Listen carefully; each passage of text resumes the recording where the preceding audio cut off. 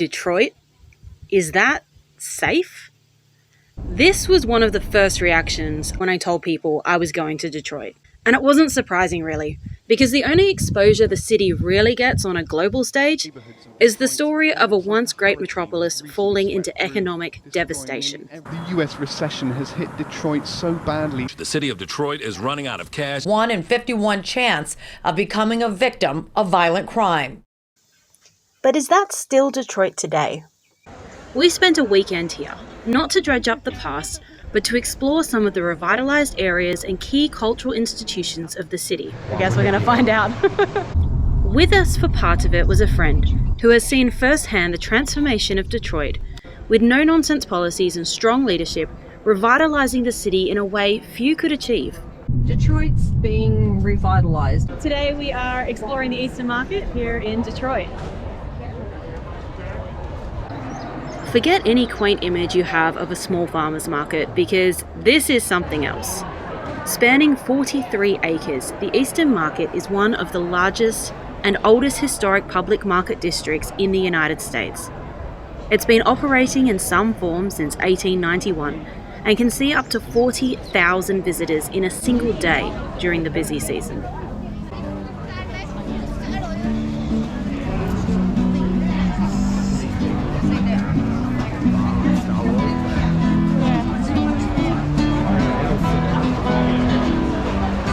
There are so many different market stalls, like there's craft, there's fruit and veg, there's food, honey, all kinds of homemade treats.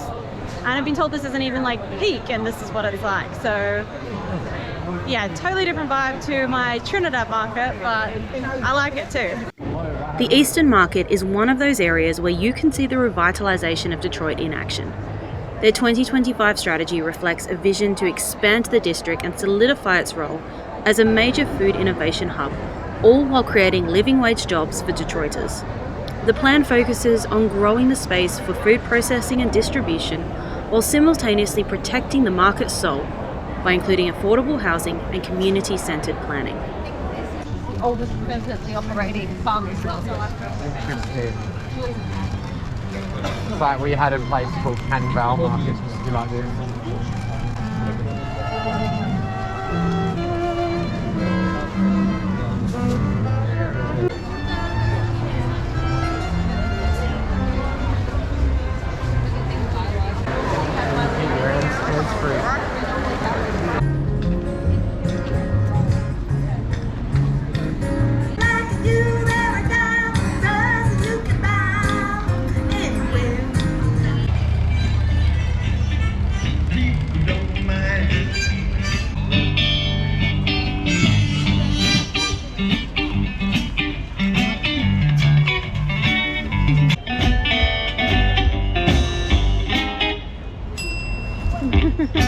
Thank you.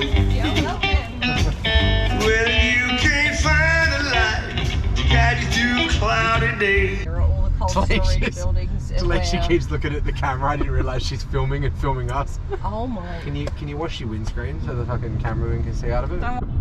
What? What are you talking about? What? After finishing at the market, we took a drive through downtown Detroit, admiring the various Art Deco buildings, before heading to have lunch in Corktown, one of the revitalized suburbs that's become a focal point for new businesses, residential projects, and cultural attractions. Oh, so it was a bank. Looks like she's fucking related to somebody.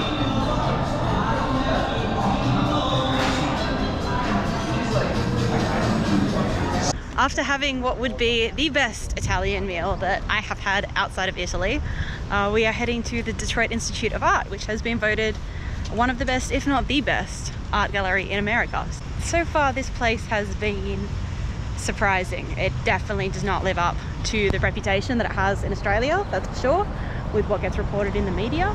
So I am keen to see a lot more. What?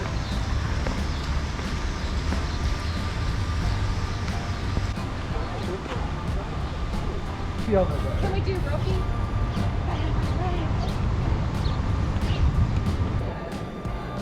The Detroit Institute of Art is a world-class art gallery, holding over 65,000 works. Wandering the collections, you do get a sense of who some of the bigger patrons are, and one that commonly came up was the Ford family. As part of this weekend adventure, we would be visiting the iconic Henry Ford Museum of Innovation in Dearborn. As well as American art, they also have art from other places, times, cultures here too. So right now we're in the bit that shows off Roman and Greek artwork, which is interesting for us because we have spent so much time in Italy before, especially in 2018 when we drove around the country. So I'm getting kind of like a lot of memories and flashbacks, especially over here. There's a piece of Pompeii on the wall. And we went to Pompeii and we went to Heracleum nearby, which honestly I would have to say is better than Pompeii if you ever get a chance to go. But yeah, it's bringing up some good memories, that's for sure.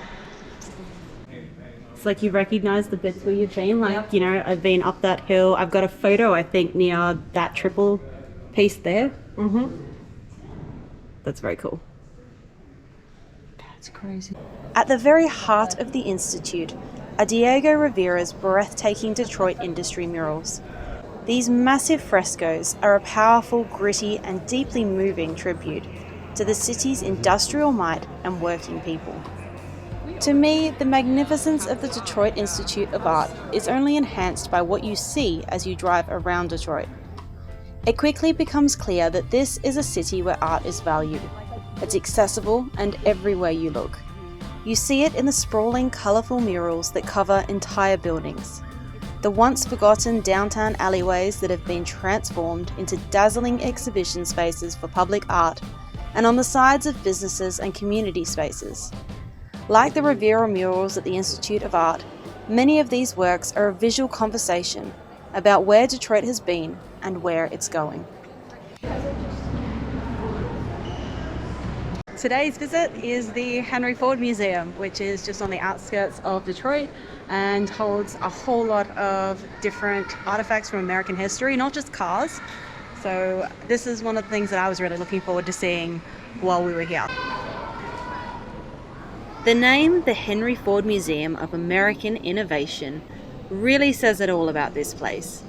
It is a testament to what courage, hard work, and ingenuity have achieved in the United States. The museum began as Henry Ford's personal collection and has grown from there, carrying on his mission to preserve items of historical interest and capture what life was like during one of humanity's most revolutionary ages. And then this will just go like that. This is like the oldest still existing steam engine, and it seems to be, it goes from the boiler up over to there and then pushes this thing up and down. Very technical explanation, I know, but it is very cool to see history from this time where everything was mechanical. I mean, personally, living on a boat, we love stuff that's mechanical and simple. It's just crazy what humans have managed to create over time.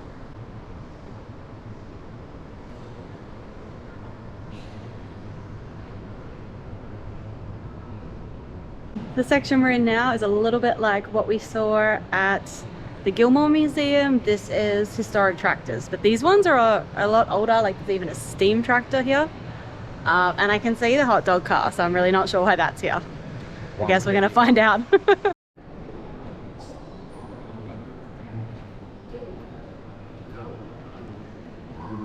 Wooden wheels. Oh, the worm gear to the car, yeah? And it drags the chain in and out. Wow. That thing would turn so slowly.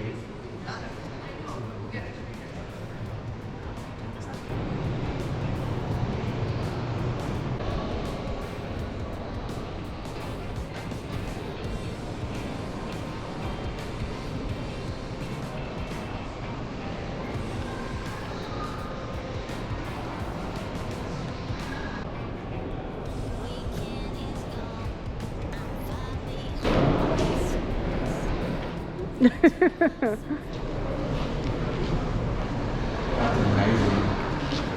like fully custom. The Wienermobile. The Wienermobile was a funny one for us. As Australians, we really just know it as the hot dog Hot Wheels car. It's just the best.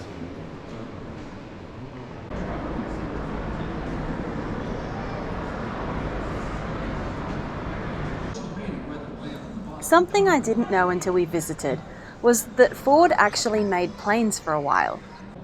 And more to that, Henry Ford himself was instrumental in helping to convince people that commercial passenger planes were safe. Oh, that's interesting. You sit where they drove the train.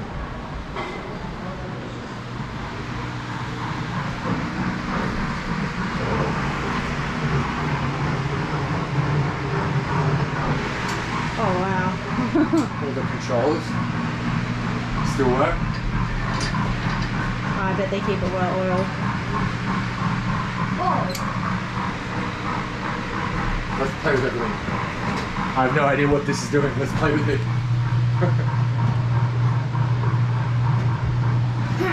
See how you're going to side out there.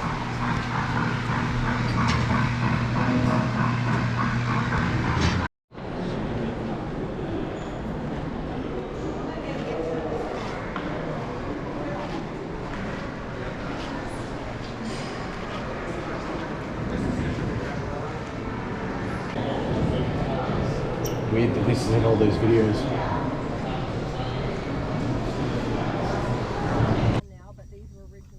Our time in Detroit was far more interesting than I'd ever anticipated.